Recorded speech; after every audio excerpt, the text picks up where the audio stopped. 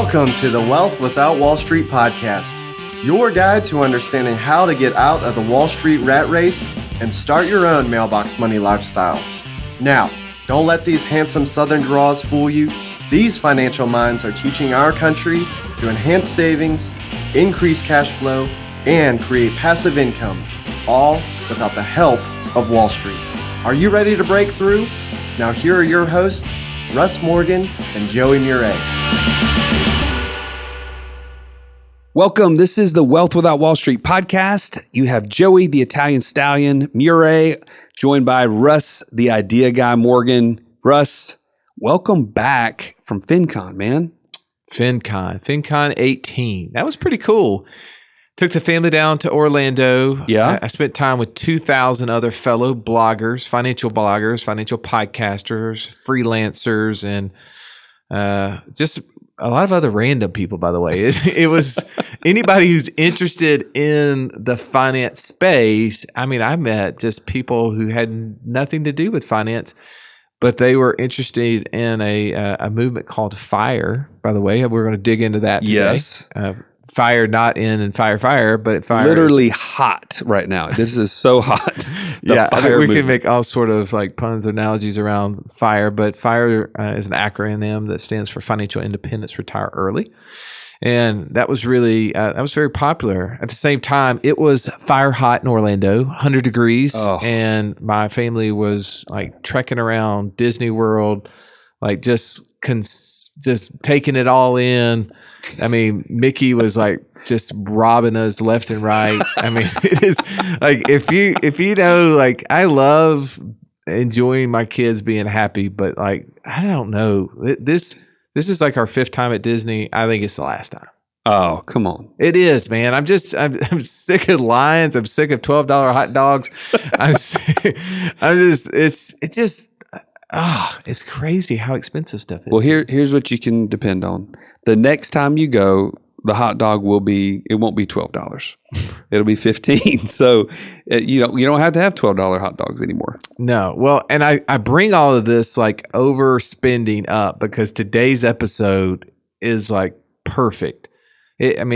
All you need is an 8-hour ride in the car after Disney to like really start reflecting on your spending habits, and also spending 4 days around this FIRE movement made me think like, okay, wait a second, this is something that hits really close to home with me, and I bet you people like you who are listening to this right now are probably thinking some of the same things. So I want to get this out, and I want to talk about it this episode, Joey.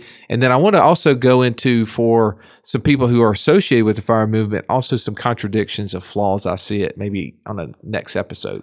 Yeah, this is definitely going to take more than one episode, but at the end of the day, Russ, we've talked about this so many times. We all really want the same things. Right, we all are looking for. That's why I love the FI in that movement is financial independence. Yeah, right. It's about time. It's about getting more of your time back for dollars. It's about being able to do more. Like maybe it's traveling. Maybe it's spending time with your kids or your family before they grow up, and not feeling like you're at the office all day every day and burning it out. Right? We're all looking for those same things. Well, and the reality is, so people who saw some Facebook posts I had, they're like, oh, that's so awesome. You were down at Disney. Well, I mean, honesty is, right? Because my wife's probably not listening. If you are, I love you. I love you a lot. The reality is, the reason the family went with me to Orlando is because we've been on so many work trips over the last month and a half that I wanted to go to this conference. And I thought, there's no way I can go on another out-of-town trip. It's just not going to happen. You're not getting the hall pass. Yeah, so it was like, okay, in order for me to go to this conference I really want to go to, I'm going to need to burn another $4,000 and take the family to Disney. Yeah. I mean, that's. I mean, let's just be brutally honest. If you're, if you know my wife, just don't tell her I said that. Well, as business owners, we can justify expenses like that sometimes unnecessarily because, I'm going to be down there for business. I'm already writing off this for the trip, blah, blah, blah. And we end up spending more potentially than we should have, right? Yeah, I guess. Is that the problem? I can definitely write off the room. I can't write off the entertainment expenses Sure. of that part, right? Because I can't say that I had like Walt over in a corner going through why I'm becoming your own banker is a good strategy for his. You weren't asking Walt about how he took out a life insurance loan to start Walt Disney? Well, actually, I was not talking to Walt because Walt clearly has been dead for like 50 years. I don't know something, but yeah. But yes, no, good point. Walt did start Walt Disney from a loan from an insurance policy. But you did hit a point there, is that sometimes, yes, we can say, oh, I can justify this expense because I get to write some of it off. And that's beautiful. I love that. But the reality is we do want one more time. So the next trip I want to go on, I really want to go on a trip with my family. Like I want to be present in that moment and not thinking about work. Right. But I want to get back to this point of overspending. I really feel like this is one of the number one things business owners, entrepreneurs are facing is we are over consuming. To go back to Nelson's book, Becoming Your Own Banker, he nails it on the head early in the book, talking about Parkinson's law. So why don't you unpack that for us? Well, he says a law is anything that happens and is repeatable and happens regardless, right? So like this cup I'm holding, if I drop it, it hits the ground, right? Gravity, sure. Every single time. That's a law. Well, he said, well, Joey, if I give you a job and I give you 3 days to complete the job, when will you complete the job? By the end of the third day. What if I give you 7 days? When will you complete it? I'll be there 7 days. What about 30 days from now? Hopefully I do it faster, but no, I'll probably be 30 days. It doesn't have to be, but it is. That's a law. So Parkinson's law has to do with that, as well as how much money we spend equals our income, right? As we increase our incomes, think about, you're sitting there listening, it's true. You're shaking your head as you're running on the treadmill, as you're riding down the road. You know that when you first started making money, you spent up to whatever that amount was. Now that you make 3 times, 10 times what you made the first time that you got a job, you spend what you make. It just stinks, and but it's reality, and it's that human behavior that sometimes we justify out of this concept of, I want to spend time. I want to be able to do these things. And, like my wife is like, oh, Ryan flushed the flashlight down the toilet again. I'm like, oh, man. And so like I pick up the phone and I call the plumber, and she's like, wait a second, Russ, I've seen you take off the toilet like 10 times since we've had kids that they flush something down there. You know how to do it. And I'm like, yeah, but I just don't want to do it. Right. Right.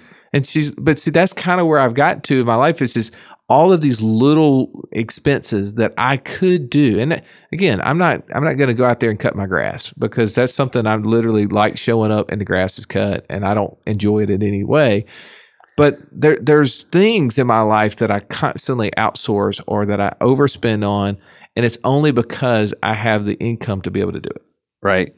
And that's what we're all facing, right? And I know you and I, we don't give Dave Ramsey a lot of credit on this show, or what? We don't give Dave credit? No. I mean, there's a reason why his YouTube video that we did at Dave Is Wrong is the top of the charts of all of our YouTube views ever. But he is onto something with his quote, and he says, "We buy things we don't need with money we don't have to impress people we don't know who honestly could care less."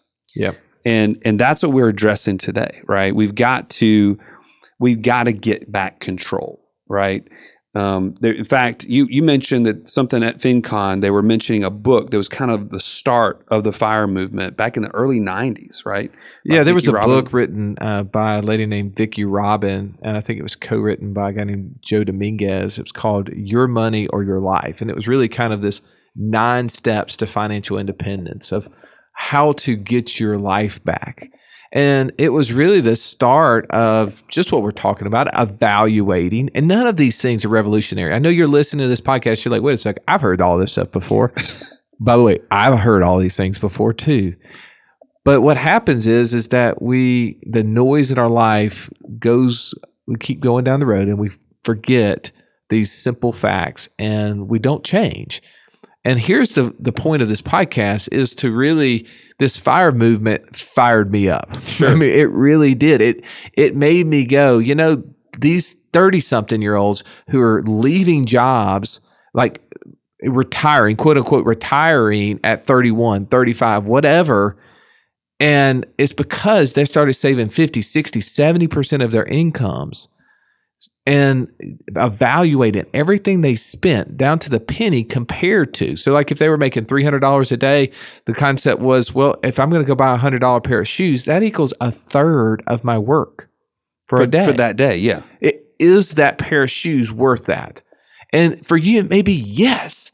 But you know what? I also have lots of things. I like shoes, by the way. And my answer is yes. I'll work an extra 3 hours for the day, right? I'll do that. No brainer for me. But then there's some things, and I look at the Frappuccinos, right?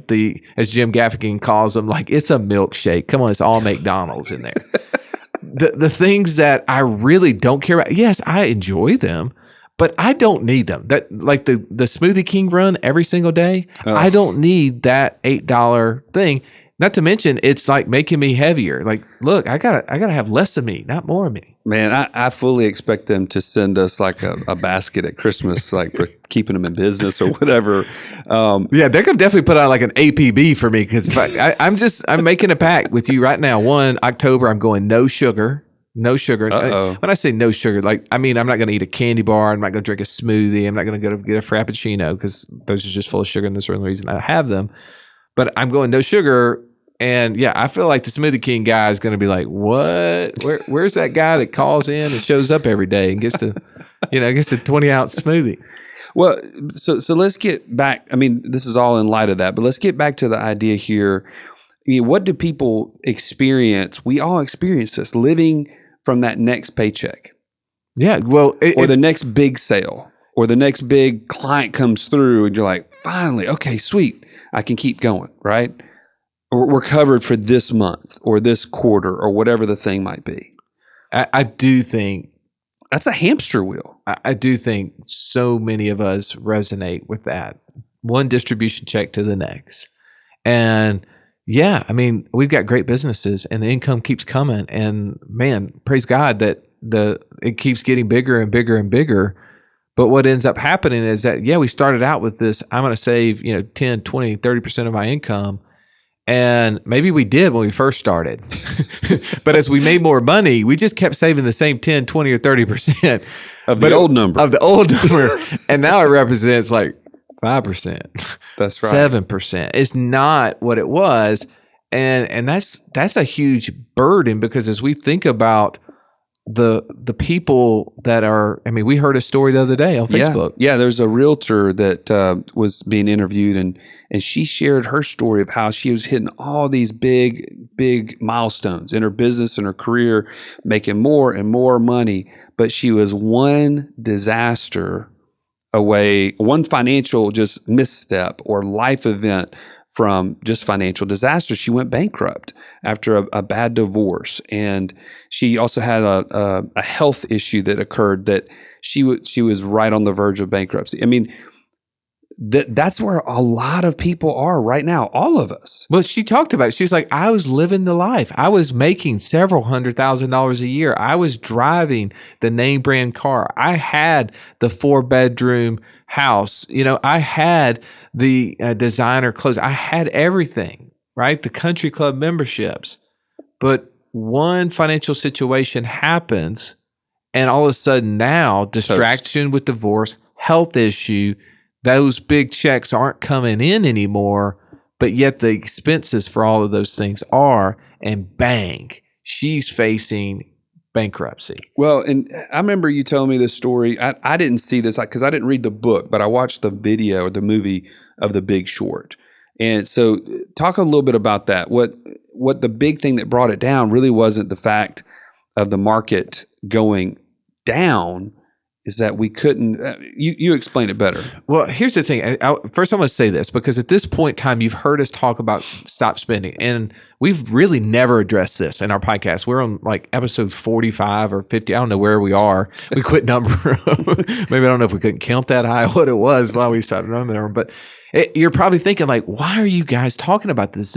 Yes, everybody knows we should spend less, but here's the thing, but you're not, and I'm not. And this is real life. Like, if we really want to reach financial independence, if we really want to break free and have that lifestyle that we want, we've got to focus on these things. And what your reference is, I read The Big Short many, many years ago before the movie came out. The movie was great in its visual and everything else. But one of the things it talked about is these guys who knew the market was going to crash and really started betting against it, right? That's kind of shorting the market. That's what that means, is that they were betting against the market.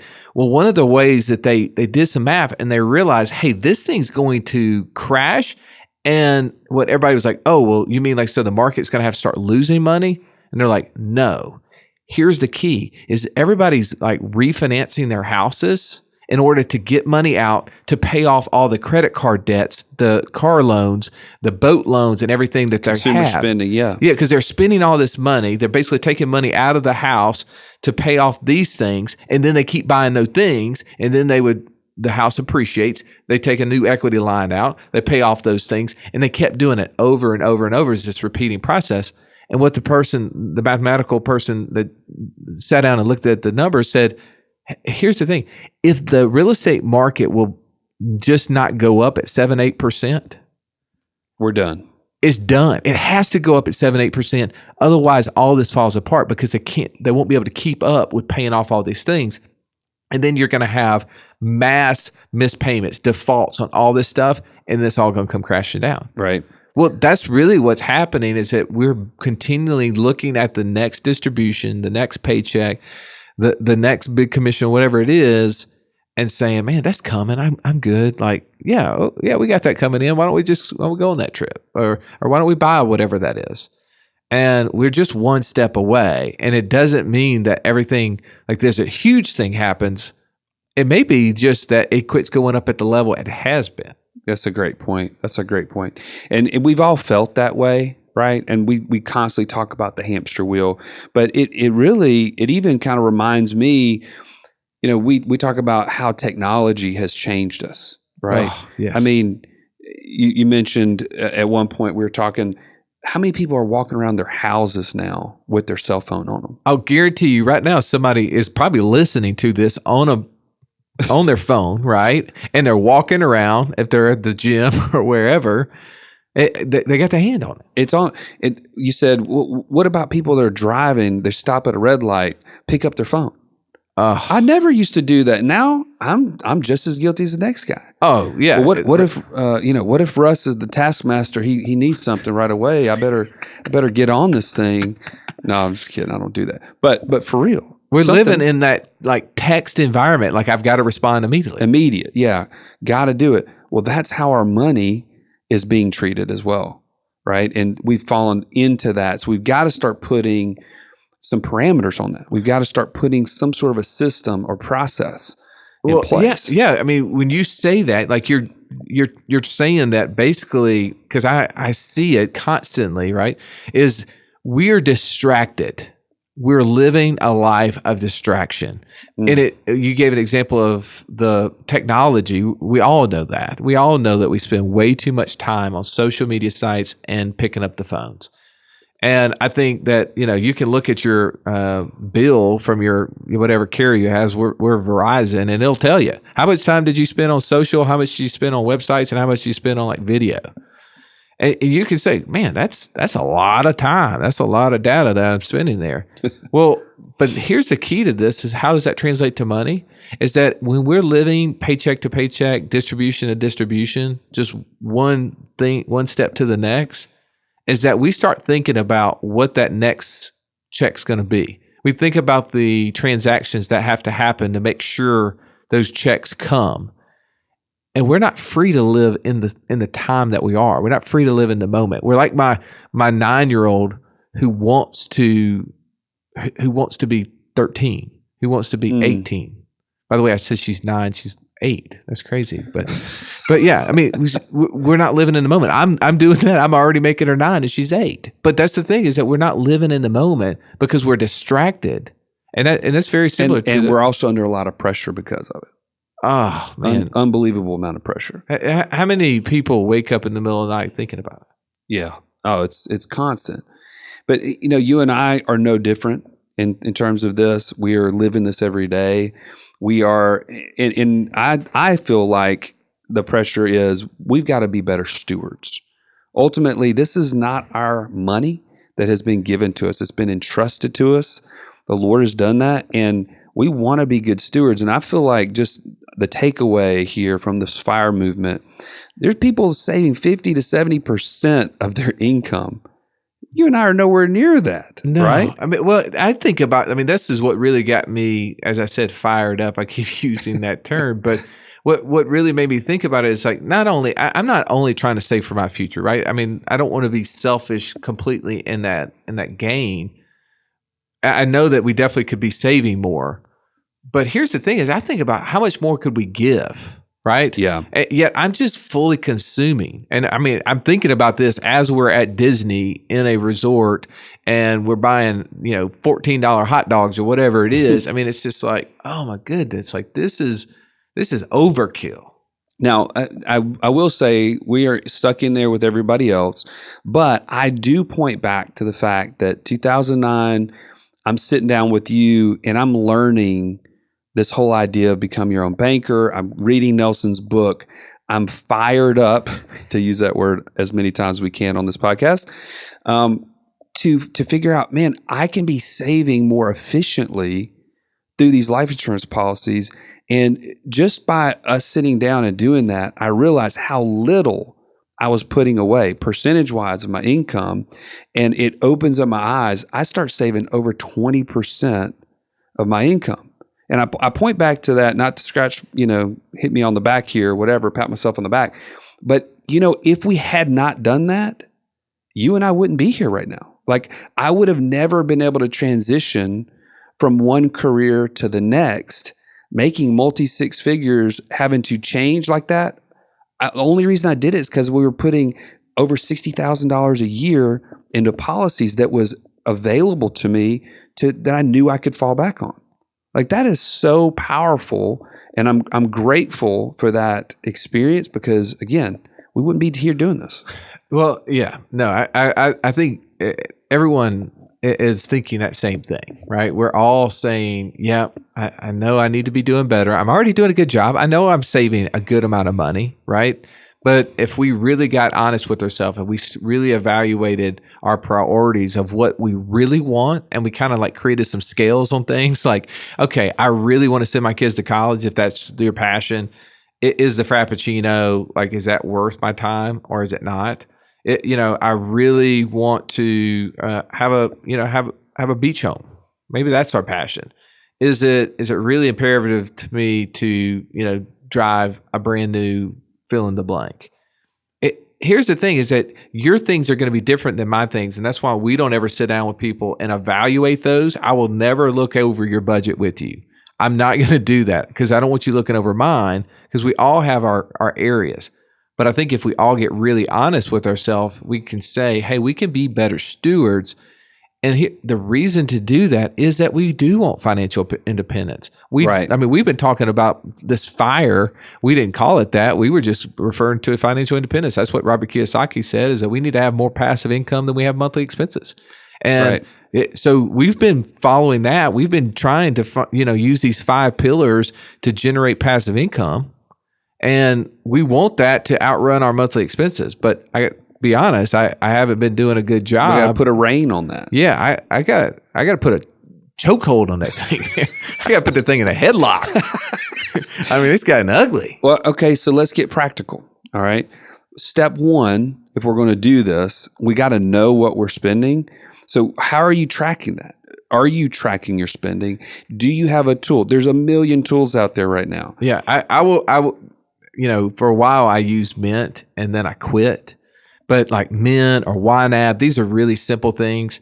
If you're already a client of ours, we have a virtual safe for you. We have a tool that you can actually link up to all your checking accounts, and it will keep up with that. And it'll also keep up with all your investment accounts and all your insurance policies and allow you to store all your stuff in it. It's a great tool. If you haven't, reached out to us about that, we can help you with that. But yeah, you gotta just know where it's going first. Right. And one thing that I feel like you and I have seen enough of this to speak to is people that are self-employed business owners, they don't separate their personal from their business expenses. It's all coming into one account, or it's in two accounts, but they're really all intermingled. That's a huge mistake. I made that mistake a lot early on. Like when I first got into this industry, probably and I say when I first did, all the way up till probably like 5 years ago, I was letting my business income flow right into my personal checking accounts. Yeah, that's a disaster. It is not good. That's not the way to do it, because you can't differentiate. One, not that all that money's yours. You got taxes that need to be, when we're in our deals, we have to pay our own taxes. So you can't have that money, because if you're spending all of it coming in, it's not all yours, and you're going to be in a bad position when the tax guy comes knocking on the door. Yeah, and I'll say this: I'm learning more and more as we are, all together on this. And I started something just a few months ago, where I'm now paying myself a set amount every single month, and then any sort of income that comes in throughout the year, I'm taking a loan from my policy actually to do this. And every month I take that loan. And so I know it's a set amount every month that's coming in. And then anything that I make income-wise goes straight back as a loan repayment into my policy. And now over every single month, I've been paying about $3,000 to $4,000 to $5,000 more than what I'm paying myself. And that's huge. I mean, that's given me a lot of freedom mind space wise to not have to time everything a certain time of the month. It's every month, the beginning of the month comes in, and I know I've got all the bills paid. Everything's done it's almost like I've paid myself a salary. Well, what you've done is you've tracked how much you're spending, so that way you know exactly how much to have. Right. That puts a governor on that, right? And then you take every dollar that comes in and you just shove it back into those savings places, your life insurance policies, which is so easy to do. And it takes all the brain power out of it. It makes it so simple. And I think that is step 2 in this, is that we have to save systematically. We have to have processes. I mean, I hate 401ks. We've crushed 401ks every way you can crush them on this podcast, and they are really bad tools for multiple reasons, because they were not created for us. They were created as a tool to prepare for taxes for the government. There's a new documentary coming out that's called "The Tax Train is Coming." Oh, and I mean, this is big. All this stuff. But one of the things I will say, I will give credit to the 401k, and again, it was genius. The people who were behind it, they knew it. They knew what they were doing. Is that it is a systematic way. It gets people to put money away that they otherwise wouldn't have. Well, I mean, why is it that somebody gets us on the cable box? Hey, just free trial for 30 days, and then it's $19.75 every month deposit or deducted from your account. Why is it that we look up 3 years later and we're like, what's this $19.75 coming out of my account for the last 3 years? I've never even looked at it. Subscription-based things are awesome for businesses because they're automatic. Get them automatic. And right? we just need to take that marketing ploy that the government did with us in the 401ks that, HBO and Amazon's and everybody else have done to us. Which I say done to us. We participated, right? Let's just be honest. But they definitely created a great scheme to get access to us. But let's take that same ploy and employ it into what we're doing, right? Right. Use it for ourselves, our own gain. And then I think the natural thing is, well, let's talk about that. Where you're saving efficiently, we are going to be hammering life insurance policies for various reasons. Why? Because we no longer have to worry about going to our phone and checking the stock ticker, right?